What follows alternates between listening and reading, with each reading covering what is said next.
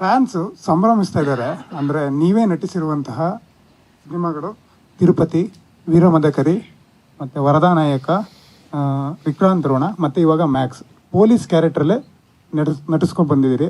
Highest ಲಿಸ್ಟಲ್ಲಿ ಅಂದರೆ ಒಂದೇ police ಕ್ಯಾರೆಕ್ಟರ್ಗಳನ್ನ ಮಾಡಿರೋ ಹೈಯೆಸ್ಟ್ ಲಿಸ್ಟಲ್ಲಿ ನೀವು ಒಬ್ಬರು ಅಂತ ಫ್ಯಾನ್ಸ್ ಸಂಭ್ರಮಿಸ್ತಾ ಇದ್ದಾರೆ. ಏನು ಹೇಳ್ತೀರಾ ಸರ್ ಇದ್ರ ಬಗ್ಗೆ?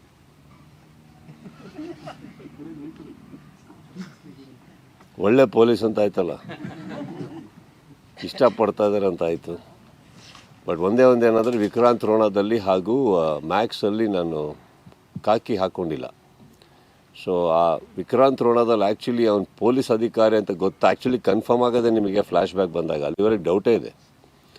ಆ್ಯಂಡ್ ಅವ್ನು ಡ್ಯೂಟಿಗೂ ರಿಪೋರ್ಟ್ ಆಗಿ ಬಂದಿಲ್ಲ, ಅದು ಅವರವರೇ ಅನ್ಕೊತಾರೆ ಸಿನಿಮಾದಲ್ಲಿ. He came with an agenda, with vengeance. ಇದರೊಳಗಡೆ ಬೇರೆ ಪರ್ಪಸ್ ಇದೆ. ಸೊ ಕಾಕಿ ಹಾಕಿಲ್ಲ, ಇಬ್ಬರು ಹಾಕಿಲ್ಲ. ಅಣ್ಣ ನಮಸ್ತೆ. ಅದೇ ಫ್ಯಾನ್ಸ್ಗೋಸ್ಕರನೇ ಮಾಡಿರೋಂಥ ಸಿನಿಮಾ ಇದು. ಆ್ಯಕ್ಚುಲಿ ಫ್ಯಾನ್ಸ್ ನೋಡಲೇಬೇಕು ಅಂತ ಸಿನಿಮಾ ಮಾಡಿದ್ದು. But fans first day first show ಬಂದು ಸಿನಿಮಾನ ನೀವು ಫಸ್ಟ್ ಡೇ ಫಸ್ಟ್ ಶೋ ಬಂದು ಫ್ಯಾನ್ಸ್ ಒಟ್ಟಿಗೆ ನೋಡ್ತೀರಾ ಅಂತ ಕೇಳಿ ಫ್ಯಾನ್ ಆಗಿ ಈಗ ನಡೀತಾರ ಸಾಲ್ದ ನಾನು ಬಂದು ಥಿಯೇಟ್ರ್ ಹತ್ರ ಇನ್ನೇನಾರು ಹೆಚ್ಚು ಕಮ್ಮಿ ಆಗಿ. ಬಟ್ ನಾನು ನಿಲ್ಲಿಸ್ಬಿಟ್ಟಿದ್ದೀನಿ. ನೀವು ನೋಟಿಸ್ ಮಾಡಿದರೆ ಪೈಲ್ವಾನ್ ಆದಮೇಲೆ ನಾನು ಯಾವುದಕ್ಕೂ ಬಂದಿಲ್ಲ.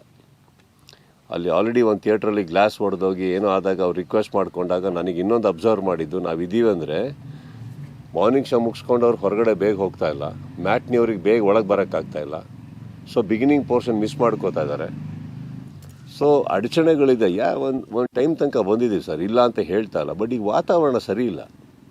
ವಾತಾವರಣದಲ್ಲಿ ಏನಾರು ಹೆಚ್ಚು ಕಮ್ಮಿ ಆಗೋದು, ಏನಾರು ತೊಂದರೆಗಳಾಗೋದು ಯಾಕೆ ಬೇಕು ಹೇಳಿ. ಆ್ಯಂಡ್ ಥಿಯೇಟ್ರ್ ಅವರಿಗೂ ತೊಂದರೆ ಆಗ್ತಾಯಿದೆ, ನನ್ನ ಸಿನಿಮಾಗೆ ತೊಂದರೆ ಆಗ್ತಾಯಿದೆ ನನ್ನಿಂದ. ಇನ್ನೊಂದು ಆಡಿಯನ್ಸ್ ಮಧ್ಯೆ ಕೂತ್ಕೊಂಡು ನೋಡೋವಂಥ ಒಂದು ಕಿಕ್ ಇದೆಯಲ್ಲ, ಅದು ಬೇರೆ. ಅದು ಆ್ಯಕ್ಚುಲಿ ಮಿಸ್ ಆಗ್ತದೆ ನನಗೆ.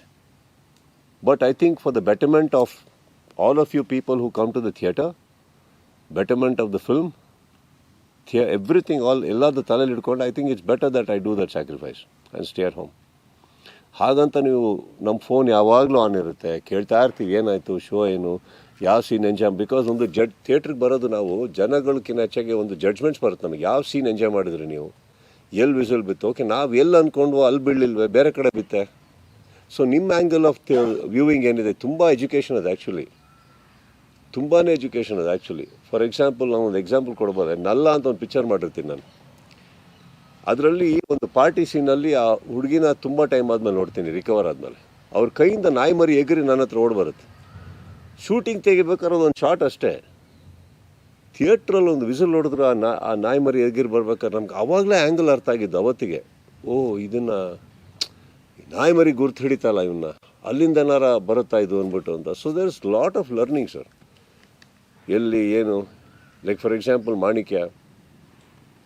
ಮಾಣಿಕ್ಯ ತೆಗಿಬೇಕಾದ್ರೆ ನಾನು ಹೇಳಿದ್ದೆ, ಇಂಟರ್ವಲ್ ಬ್ಲಾಕಲ್ಲಿ ಎಷ್ಟೋ ವರ್ಷಗಳ ನಂತರ ಸ್ಕ್ರೀನ್ ಮೇಲೆ ಬರ್ತಾ ಇದ್ದಾರೆ ರವಿ ಸರ್. ತಂದೆ ಕ್ಯಾರೆಕ್ಟರ್ ಫಸ್ಟ್ ಟೈಮ್ ಮಾಡ್ತಾ ಇದ್ದಾರೆ.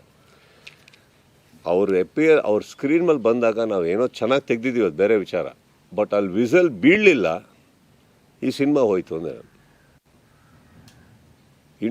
ಇಂಟ್ರೊಡಕ್ಷನರಿಗೆ ಒಂದು ಹೀರೋಗೆ ಏನು ಸಿಗ್ತಾ ಅದಕ್ಕಿಂತ ಡಬಲ್ ಈ ಸ್ಪಾಟಲ್ಲಿ ಅಲ್ಲಿ ಬರೋ ಪಾತ್ರಕ್ಕೆ ಬೀಳಬೇಕು. ಅದರಲ್ಲಿ ಅವರಿರೋದ್ರಿಂದ ಇನ್ನೂ ಹೆಚ್ಚಾಗಬೇಕು. ಅದು ಬಿದ್ದರೆ ಸಿನಿಮಾ ಕ್ಲಿಕ್ ಆಗುತ್ತೆ ಅನ್ನೋ ಒಂದು ನಮ್ಮ ಊಹೆ ಇತ್ತು. ಅದು ಬಿತ್ತಲ್ಲಿ